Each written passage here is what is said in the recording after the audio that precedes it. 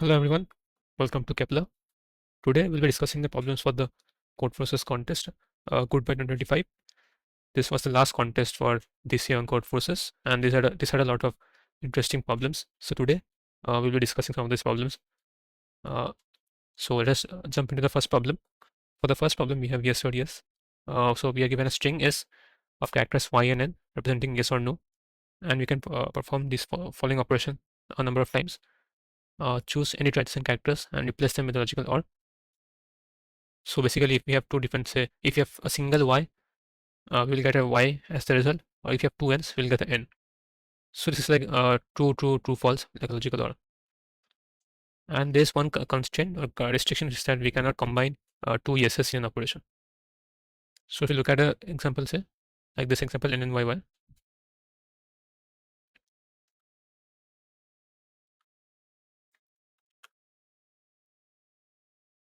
n and y, we can first combine these two to get n y, and finally these two to get uh, y. And the question is if you can if you have a sequence of operations through which we can get a single character remaining in the string. So obviously, first observation is if we have two different y's in the string, then there is no possible sequence of operations for this because in each operation we reduce the number of factors in the string uh, by one.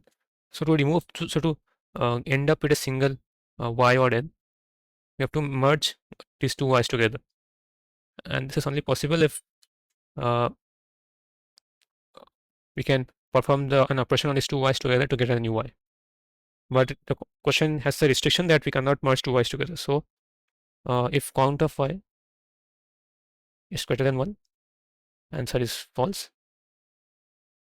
If count of y is 1,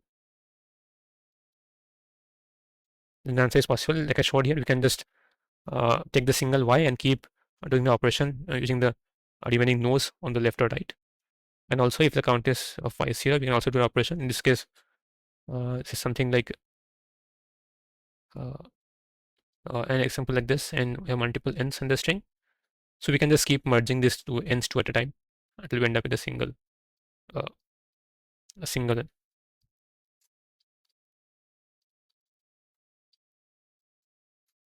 So you can just count the number of y's in the string, and based on this condition, we can decide whether we have a answer or not.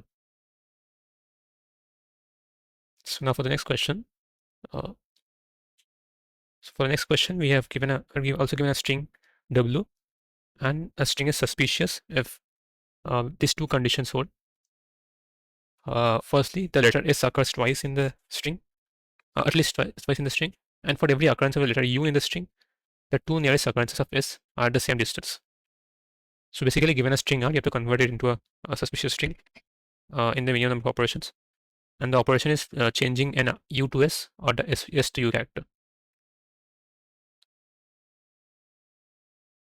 So if we take some examples, if you consider the basic string like this, s u s, this string has uh, two s's at this position, and for this central u, it had the two s's, the two nearest s's are at +1 here and -1 here, so at a equal distance from both on both sides. So now one observation is that uh, for any u in the string, uh, for any u in the string, uh, the two s's must occur immediately after and before the string, before the u. So if we have something like, say, where let's say you have u where instead of occurring before and after, you have two u's together. So in this case, for this u, the left side s occurs at a distance of 1, and the right side s occurs at a distance of 2, right?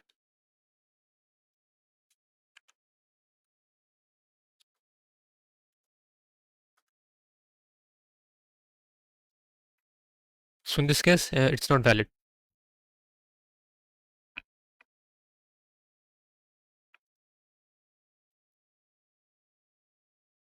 Right. Uh, So we can only have one u or one u character occurring by itself. If we have multiple u characters like this, it will immediately become false, right? So we must have uh,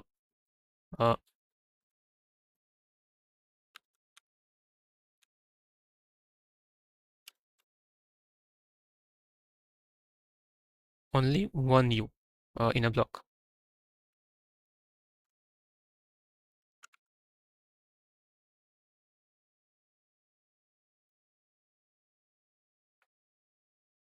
right? Also, one more condition.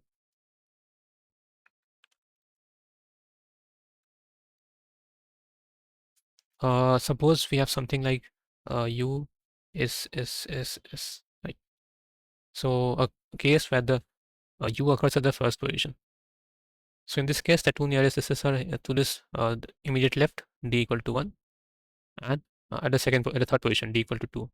So in this case also, we have two different mismatches, one at distance 1 and one at distance 2. So they are not at equal distance. So this is not also possible. And this is easy to prove because if, as I mentioned, to have two S's at equal distances, they must be on either side of the U, immediately left or right. So that's why in this case also, we cannot have uh, a U at the beginning, or similarly, we cannot have a U at the end of the string either. This is also not valid. So uh, S of 0 or R of 0 is not equal to U, uh, and the end actor is also not equal to U. So now that we have these two actors conditions, uh, we can come up with a simple algorithm to find out the number of flips.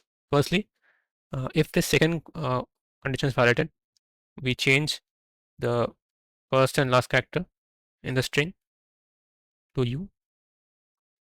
Now after that, we go through the entire string and calculate the number of blocks of U we have occurring together. For example, in something like S U U U S. In this case, you have a block of size 3 of U, right? And like I mentioned, we can only have blocks of size 1, not more than 1. So we have to flip some U's here to get the answer. So here what we can do is S U S U S. We flip just one S, and now we have two different blocks of one size. Similarly, uh, if we have say 4, we can do something like S U S U S S. Yeah. So two different flips in this case, here and here, and you have two different blocks of one size one now.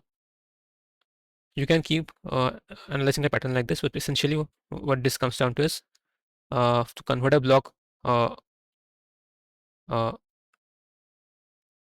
a block of size x to 1, you need x by 2 operations.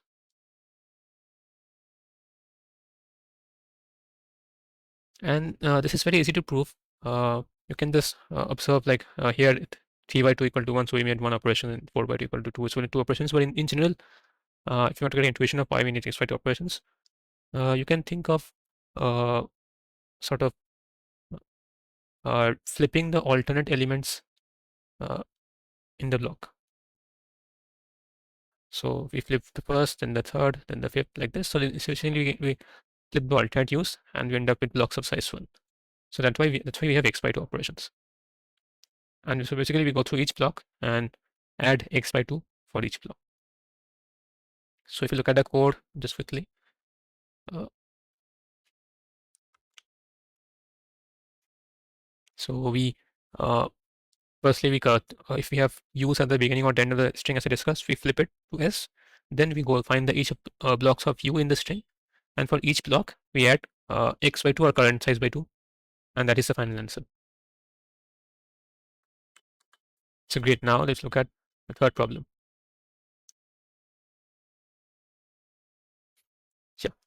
So it's given that there are n children standing on line with niceness of the ith child is ai, and basically you have to assign this children to a nice list or not list, and you have integer x initially set to 0, and we'll perform in -1 operations. In each operation, we'll take the first child from the queue and add them to a nice list and add w to the value of x. Otherwise, we take the second child and add them to the and subtract w from x.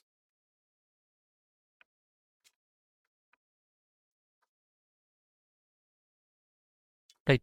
So we have to find out the maximum possible value of x after n minus 1 operations. So let us like an example say, let's take,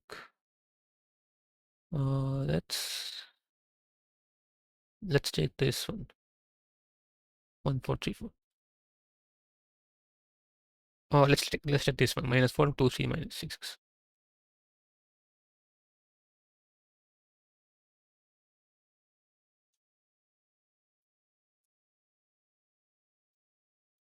Minus 4 3 minus 6. So what we can do here is first we'll take the first character. So now we get initial x is 0. So this becomes 2 3 minus 6 and x equal to minus 4. Then we take again the first factor, 3 minus 6. We get x equal to minus 2. Now we take the second factor and we subtract minus 6 from x. So we get minus 2 minus 6, which is 4. And we have performed n minus 1 operations, and the final value of x is 4. So one thing to note here is that since we have n different operations, each operation with in different characters, numbers, in each operation we remove one number from the array, and we perform only n minus 1 operations. One character will be left behind in this array. So that is our first observation, that one one character will be, one number will be left behind, or one child will be left behind. So now if we consider something like this, let's say we for now consider that we have an array of numbers, right? Say 1 2 minus 1 minus 2, 1 2 minus 1 minus 2. Let's an array like this. Yeah, and let's assume for now we're going to take all the characters, all the numbers. We won't be leaving any behind like this. So in this case, what is the best possible answer we can get? It is actually uh, uh, a of 0 plus summation so a of 0 plus summation I equal to 1 to n absolute value of a of I. So basically for the first element you're taking as it is positive or negative, and for the remaining elements we are taking their absolute value. So if it is 2 we take 2, or if it's minus 1 we take 1. And so to prove why this is possible, firstly suppose we have a block of positive numbers like this, 1 2 3 4, right? We can just keep doing the operation, take 0, take the first factors to consume all these as positive integers. Now suppose we have some negative integers after this, right? So in this case what we do is we take the first characters until this position, until we reach something like this, 4 minus 1 minus 2 minus 3 minus 4.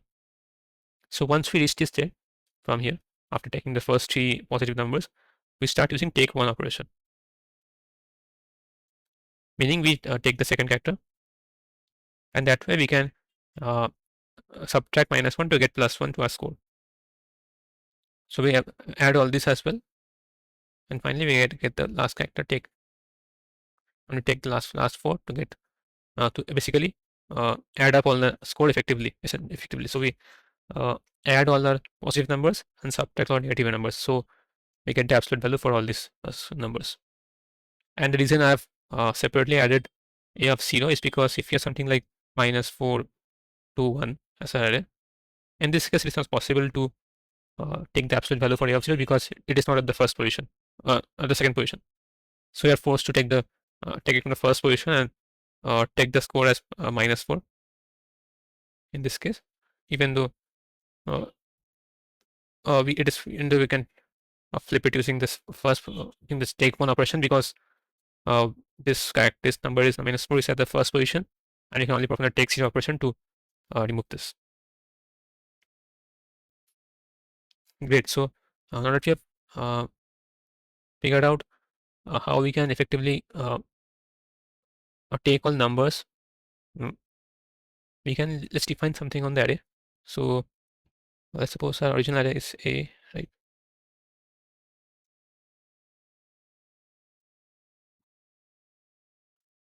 Let's define two things. Firstly, uh,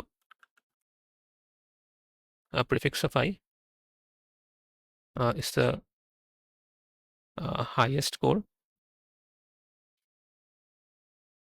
after taking A of 1 to I. So we take all the numbers from 1 to I and we take it in a way such that we get the highest score like this. As we mentioned, like uh, in case of this 8 numbers, we take it accordingly to get the highest possible score.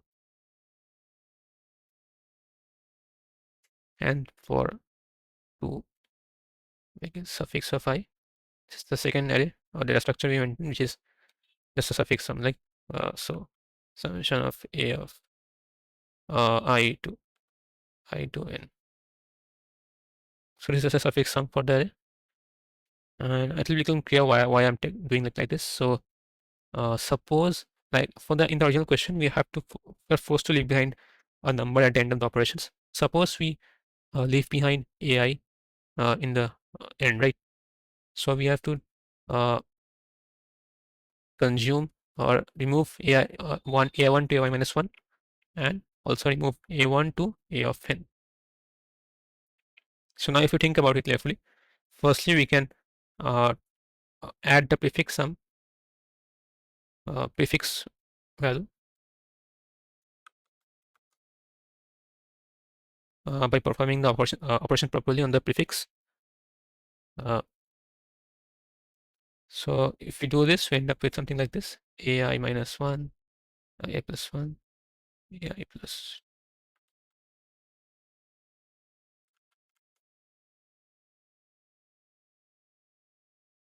Yeah, so essentially you have removed the prefix and added prefix I minus 1 to our score. Now for the remaining elements, uh, we have to only use the take one operation because we cannot remove the first number here, as you have to keep AY till the end. So we now uh, individually subtract each AI element after this AI. So we subtract essentially suffix of I plus,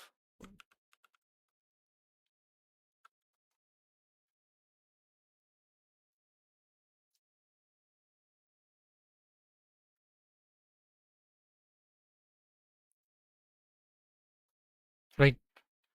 So this essentially now gives us so basically what it gives me, if we keep AI as last element, our final score is prefix of I minus 1 uh, minus suffix of I plus 1.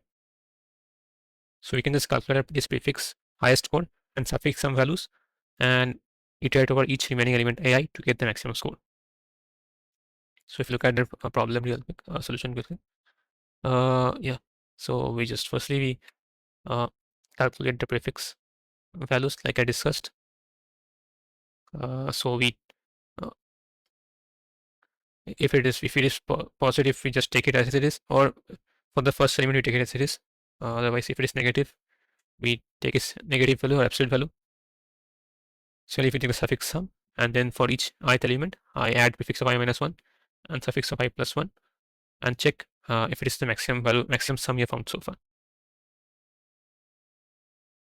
So this is a very simple greedy approach where we uh, uh, iterate over the we greedily take the prefix elements and then iterate over each remaining element AI to find what is the maximum sum we end up with if we keep this ith element at the end. So now let's move to the next question, problem D.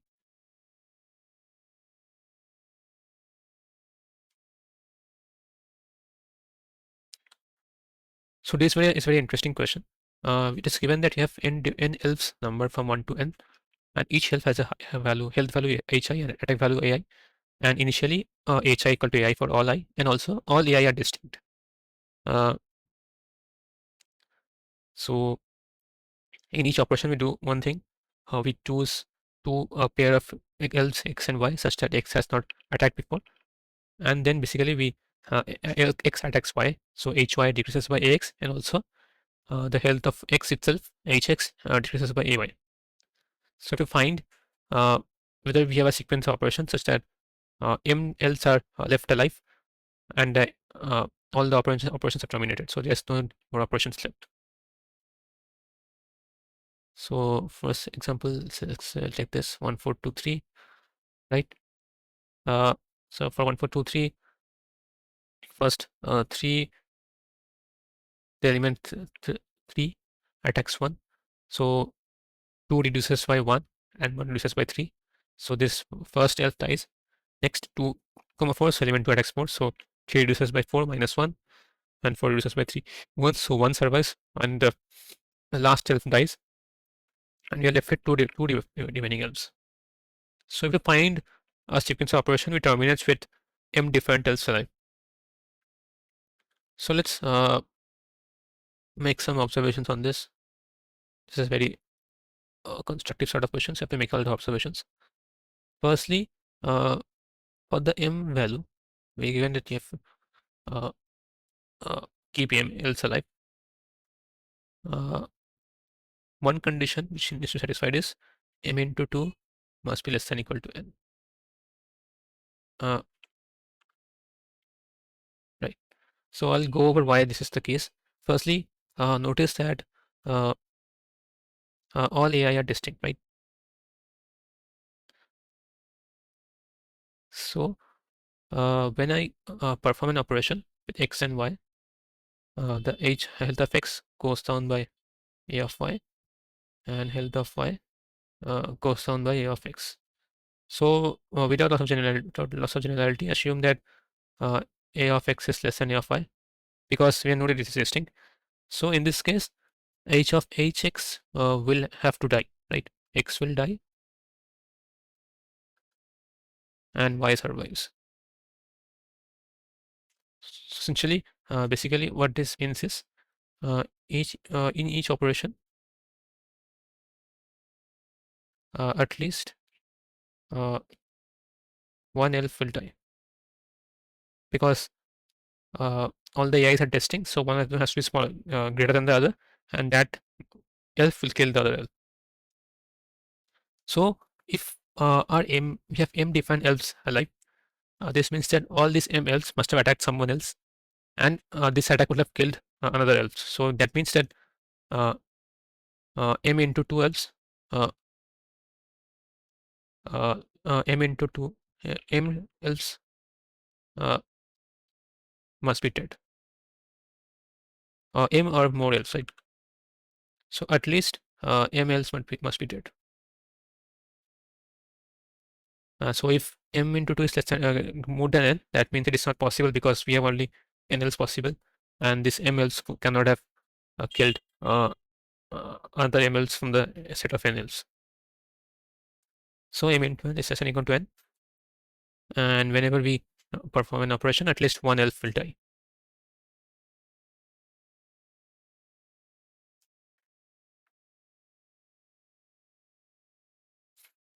So now let us consider the case where m is greater than 0.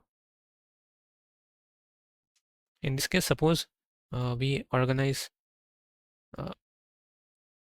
all the attack values in the increasing order. It should be strictly increasing. So a1 less than a2, a2 less than a3, a4, a n minus 2 less than n minus 1 less than a n minus 3. Right. So in this case, what we can do is, if we have something like 5 different elements, a1, a2, a3, a4, a5, and these are organized in the increasing order, and the value is say 2. Let's say a5 attacks a3, right? And we know a5 is more than a3, so a3 will die. And also again, a4 attacks a2, and a2 will die. And before all of this, A2 will also attack A1 and kill A1. So firstly, A2 kills A1, then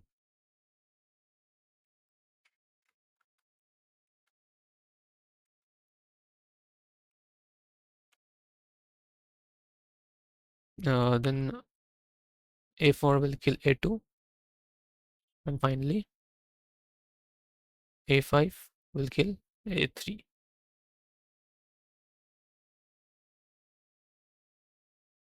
So we have A4 and A5 left at the end.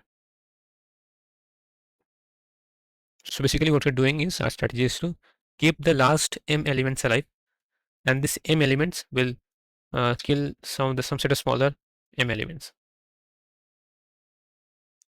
So uh, uh, A of n minus M plus 1 to n are alive. Okay.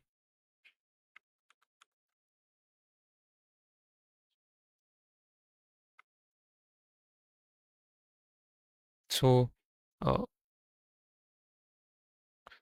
for each I for in 1 to M,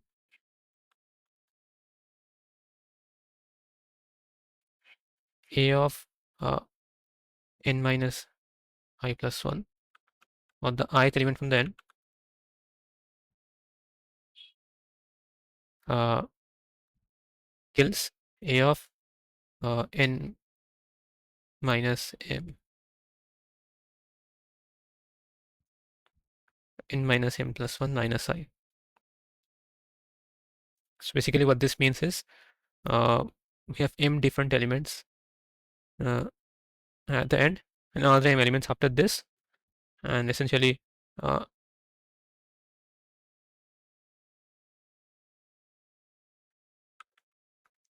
an will kill this right element, and then an minus 1 will kill this element after this,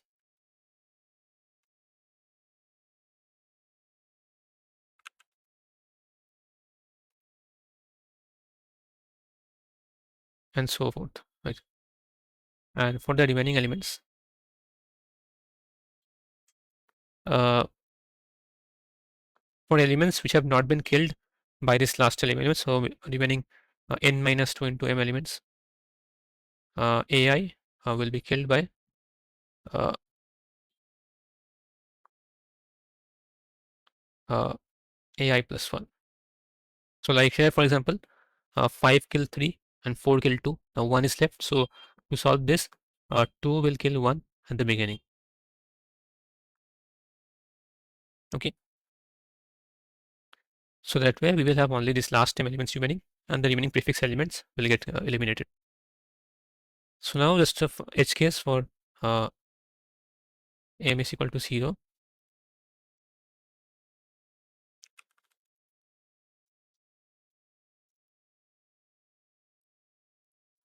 In this case, what we'll do is, uh, if you have something like say 10 and then 3, 3, 3, 2, 1, in this case, all these elements will repeatedly attack the last element until it dies. Okay. So in this case, these 4 elements attack the last element 10 to kill it, and then the remaining element can be killed by something like this. One can attack its next element after it to kill it.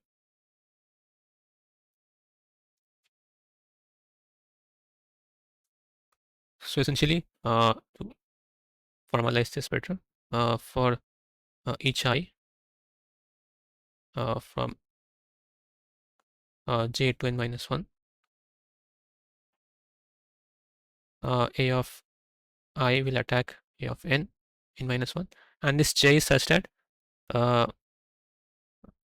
summation of a of j dot dot dot n minus 1 is greater than a of n minus 1.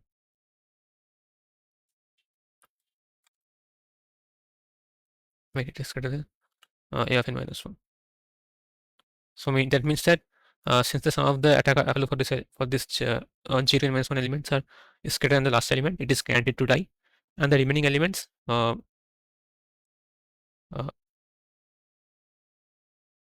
for each remaining I, it can attack the next element after it.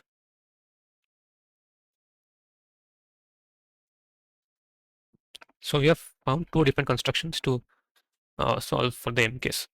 If M is 1, uh, if M is more than 0, uh, the last M elements are at M elements after that, and the remaining elements are uh, killed by II plus 1 pairing. Otherwise, for M equal to 0 case, we use a bunch of elements at the end to kill the last element, and the remaining elements are killed by the II plus 1 pairs. So if you look at the solution code for this,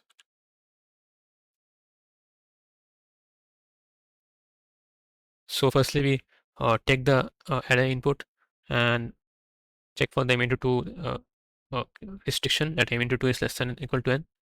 If it is so, we first build a uh, pair of uh, pair vector, which is the value ai and its corresponding index I, and we sort all the values for p. So we take a pair because so that we can find the index for a particular attack or particular else after sorting.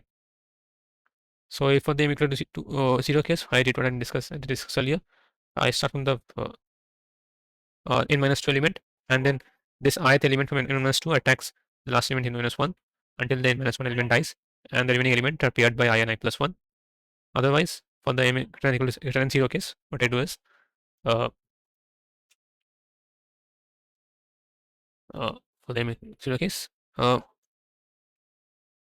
the first uh, for the last m elements, uh, the ith element uh, attacks the I minus mth element, like I discussed earlier, and for the remaining elements, I pair it with I plus 1.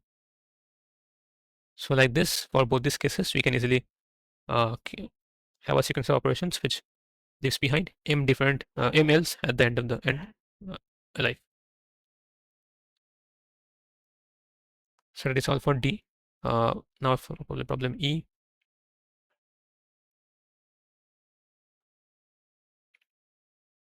So this is an interactive problem. If you're not familiar with interactive problem, you can check out the Codeforces logs for interactive problem. It is very descriptive and you'll get a good idea of how to do these questions. So uh, if you're not familiar with it, please to check it out. So for this question, it is given that we have two different arrays with the same arrays consisting of a single integer totally per k, where k is a non-negative integer, and you can perform two different operations: flatten, where we take the maximum value x from the array and split it into x by 2 in the same position, or we concatenate the two arrays a and b and copy it to both a and b. So both a and b becomes a plus b.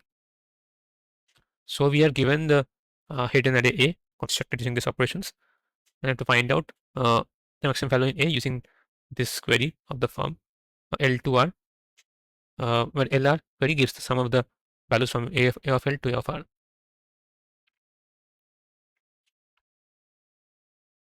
Now, to solve this question, I'll declare a very important invariant for this. Uh,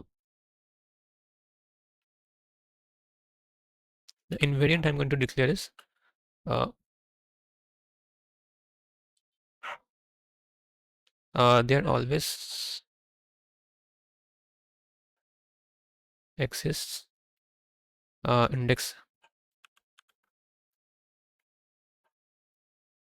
I such that a of summation of a of 1 to I, it's the first elements, is same as summation of uh, remaining elements, given the size is greater than 1. So if we have one element in the array, we can just query that and get the answer. So in the case where there are more than one elements, we have this invariant, which is that there must exist some split in the array such that the remaining of the some of the first I elements is same as some of the remaining elements in the array. So it should be I plus 1 to n. sum of a of 1 to I is sum of plus 1 to n.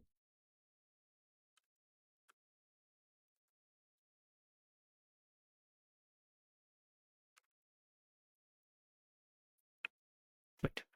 And the reason this holds is because if you think about how the entire array is, how the operation is structured, uh, suppose for the given array suppose a of 1 dot I is equal to uh, a of I plus 1. Suppose this split we know already exists, right?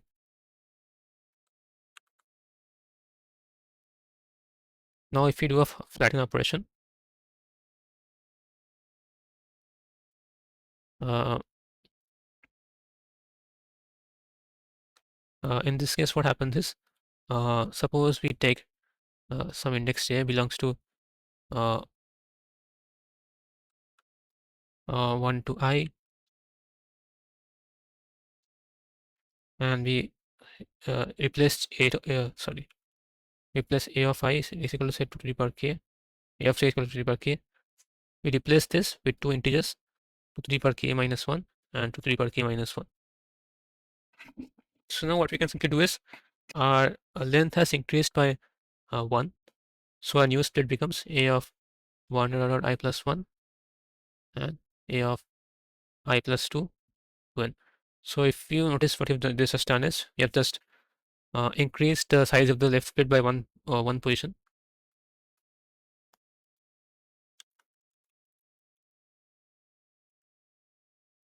You've increased the size of the left split by one position. So now this accommodates a new element we have incorporated. So essentially, the sum here remains the same, and the left element, the right partition is still the same I plus 1 to n elements. So for a simple example to prove this, suppose we have something like 2, 4, 2, 2, 2, right? So in this case, these two partitions are same. So 1, 2, and 3, 4, 5.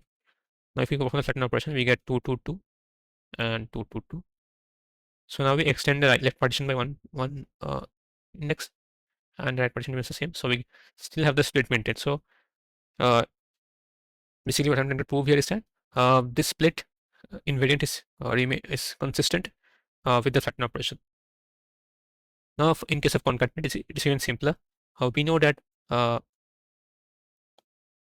always summation of ai is equal to summation of bi, because in each operation we're just splitting the two elements. We're not actually adding or removing any elements from the array. So the summation always remains the same.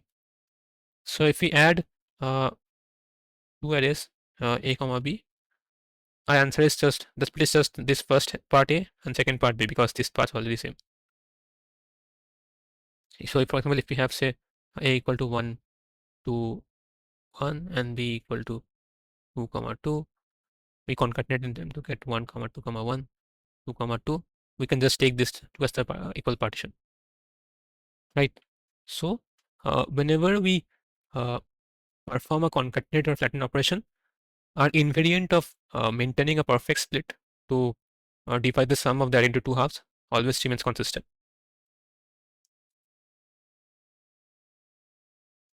So now what we can do is, suppose we have we know that our current array is a of 1 to n. We binary search on this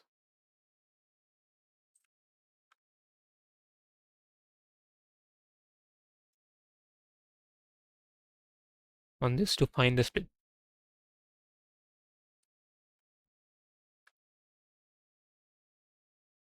right? So we've used binary search to find split equal to j, where a of 1 to j uh, is equal to a of j plus 1 to n. So this is a very simple binary search task. And our next part is deciding which of these partitions should we choose to find the next maximum element, find the maximum element in. So now, if we think about one aspect of the flatten operation which we have discussed so far, in the flatten operation, we only take the maximum element. right? So for example, if we have say 4, 2, 1, 1, 2, 4, we can take either this 4 or this 4 to split it, or we cannot take any other element from this middle smaller elements. So the reason why this is important is, uh, suppose we have two different perfect splits like this, 4, 2, 1, and let's say 1, 1, 1, 2, 2, right? We know that these two are the uh, splits we have, best splits we have. In this case, the maximum element must lie in the smaller partition, because we know that uh, a partition becomes longer when we apply the flatten operation on the partition, and in the flatten operation we only always take down the largest possible element in that part. So the smaller part must have the largest element still maintained. So uh, uh, basically the algorithm comes down to this: given a of I to j as the current partition, we binary search to find k,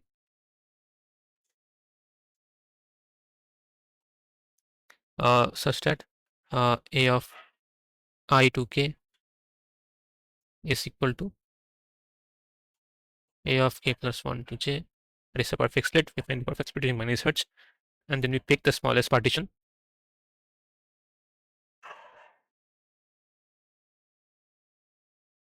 and go to 1.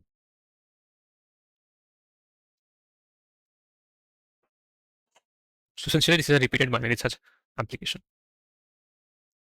So I'll just show the code, because this is a bit complicated, I can understand. So I will just show the code to clear things up. Uh, so suppose initially we consider the entire array 1 to n. We take the split and try to use binary search here. Like I've shown, this is a very simple binary search application. You can uh, code this on your own. So I use binary search to find a perfect split, which is specified into two halves. Then once I have the split, I have the left split whose length is split minus l plus 1, and the right split which is length is r minus split. So I take the minimum of these two. So if this left partition is smaller, I take the left partition and shift my right pointer to the split. Otherwise, if my right partition is smaller, I shift my left pointer to the slit and pick the right partition. So this way I always pick the smallest partition with the sum, and I will eventually converge on the maximum element if I keep reducing my partition like this.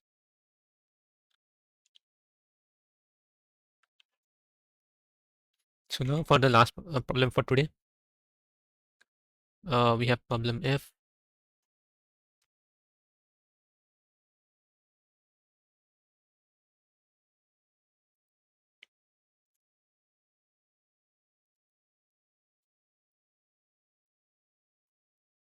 So for F, what we're given is you have a unique ornamental coloring of a tree, which is defined as follows: each vertex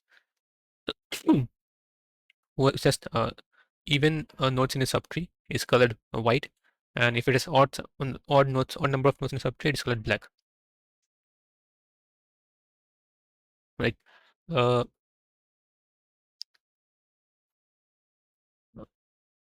so this ornamentally colored tree is rooted at vertex 1, and it is considered conquered if it has at least one of the following conditions hold: there are no white vertices in the conquered tree, or if there are white vertices, all these white vertices lie on some same path.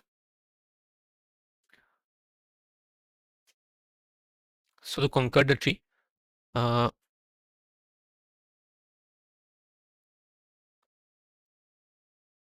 we can perform the following operations on the tree. We first choose a vertex w not equal to 1, uh, and we remove the edge between the parent and the w, and then we add another edge between any of the vertices between these two components to rebuild the tree. To find like how many possible conquered trees we can get, using the sequence of operations.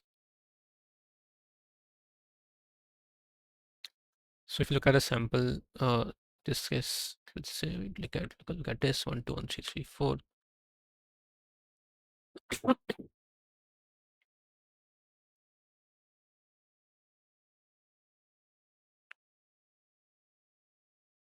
So if we start coloring this, firstly this last leaf node is black because there's only one, its subtree size is 1. Similarly, this is black. This is white because the size is 2, and this is black because sorry, this is white because the entire tree has a size of 4.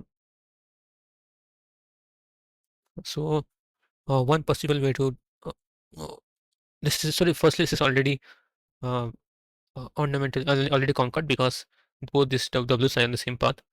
Now one possible operation we can do is uh, let's say we join it like this. So basically we remove this uh, 1 comma 3h and add between 2 and 3 to get this, or we can do something like this as well, where we join it with 4 comma 2 instead of uh, 3 comma 2. And there's another possibility where we uh,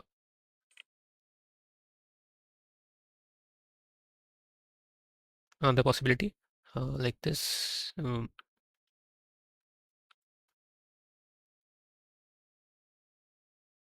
which is 1 2 4 3, right? So we have 4 different cases here. So I have to find out the number of, so given a tree, you have to find out the number of possible concord variations of the tree uh, using this operation. Now, something you should notice here is that we can break down this tree into multiple components. So suppose we have, for this tree, we can break it into 2 components, 1 comma 2 like this, and this component must have exactly 1 W node. Similarly, this one we can break it down into these 2 components, 3 comma 4, and this has, in this case, 3 is W or white. Essentially, we break it down into multiple components or multiple white components.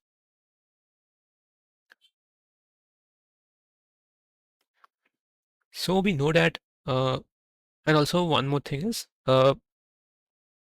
this. Suppose each component Ci has even length, right? Uh, so whenever we pair two even size components, the nodes which were already white in this component remains the same because we already because we're increasing uh, the size of the subtree by an even amount. So the parity of the subtrees remains the same, and all the whites remain the same. So essentially, the number of white will never change in the tree.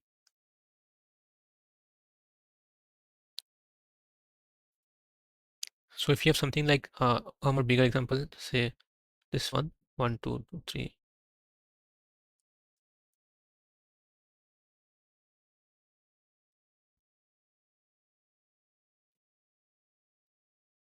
black, these two are black, the luminous, and these two are white, and this is black. So in this case, we have 3 components. The root component black, even though this is not white, we take it because we have to keep the root fixed. So we have a root component, these 2 components, 2 comma 3 and 4 comma 5. Like I mentioned, uh, even regardless of how we attach these 2 components, at least exactly one node from this component will become white. So what we have to do is we have to attach these 3 components in a chain. So for example, one possible way to attach this to is to say 1 2 3 and then 3 to 4. Or we can do, what we can do is say, let's say 1 to 2 and 2 to 5, or let's say 1 to 4 and then 5 to 3. So there are a bunch of different combinations on this. In fact, if we let's say we fix the this as the last component, right? So we can attach uh, a root. Let's call this C root, C1, and C2. So we can attach C root and C1 component two ways, because we can either put 1 to 2 or 1 to 3. So we have two ways to do this. And attach C1, C2. We can do it in four ways, because we can connect any of these two nodes to any of these two nodes. So it is 2 into 2 equal to 4. Similarly, we can keep C1 at the end as well. So in this case, where C2 is at the end, we have 2 into 4 equal to 8 ways. And if we can also flip this C1, C2 order to get two different, get another combination. So we have, in this case also, if we have C root uh, C2, C1, that means C1 is at the end, a flipped order. In this case also, we'll have 8 different combinations. So 8 plus 8, we have 16 possible orderings of the tree. So let us come up with a general formulation of the orders we will have. Suppose we have a root component. Let's say this has size C root, and you have let's say we have k different mobile components or white components, right? So suppose Cj is fixed at n, then number of combinations is firstly C root into C1 for the first connection here between C1, C root C1, then C1 into C2 for the second connection between these two elements, then C2 into C3 into C3 for this 2 and 3 position, and this will go like this until Ck minus 1 C into Ck. So essentially, you're just pairing these two elements in the chain, and we can write this as C root into product of I not equal to last element k. Let's say j. Let's say j is let's keep it as k. K is last element, right?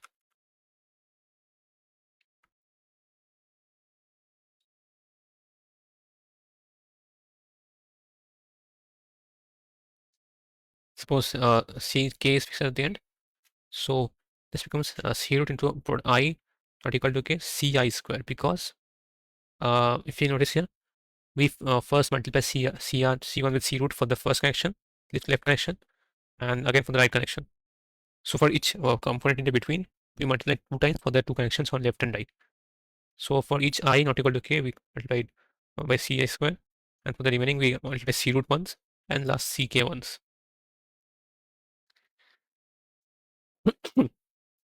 Now, if you notice something, uh, uh, if we have something like, let's say, CR, this is C root, C1, C2, C3. This has the value CR into C1 square into C2 square into C3. If we flip the 2 in between, this becomes CR into uh, C2 square into C1 square into C3. So essentially, both these remain the same, regardless of if we permute the k minus 1 components in between. So essentially, if Ck is, if let's say Cj is fixed at the end,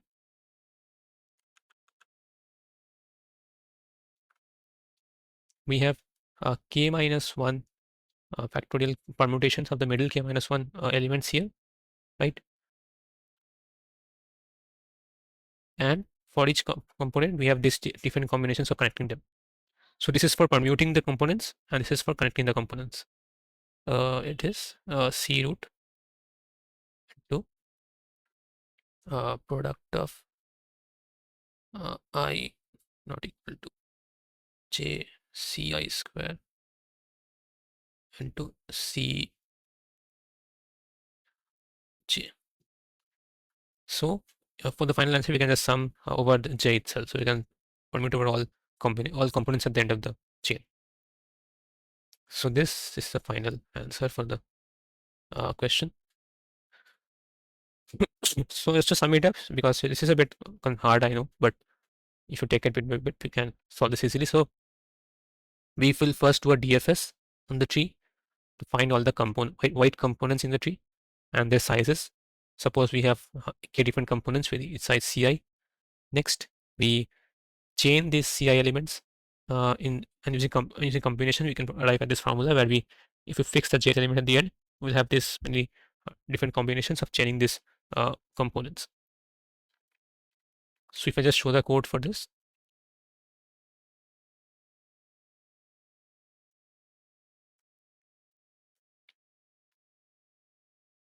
yeah. So firstly, I have a DFS function to find the components. If while doing DFS, my current subtree becomes even, in this case, I immediately make this a new component. Otherwise, return the size of the subtree and it is odd. And this way, I can find all the components. So once I have all the components, I take the root component separately and remove it from the set. For the remaining components, you can use some clever pre-computation to uh, quickly calculate this formula that I mentioned. It essentially revolves around taking the uh, uh, product of the square of the components and using this to quickly calculate the this formula. So once we fix each element, each component at the end, and find number of combinations for that chain, we'll have the final answer.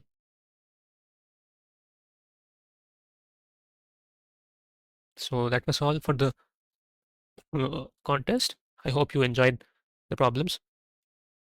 This was a very rather interesting contest with a lot of uh, very challenging problems. So I hope you enjoyed my explanations. Do like and subscribe to the video if you like my explanations. And you can also check out the website for a Kepler to find uh, the notes for this video. And that is all for today.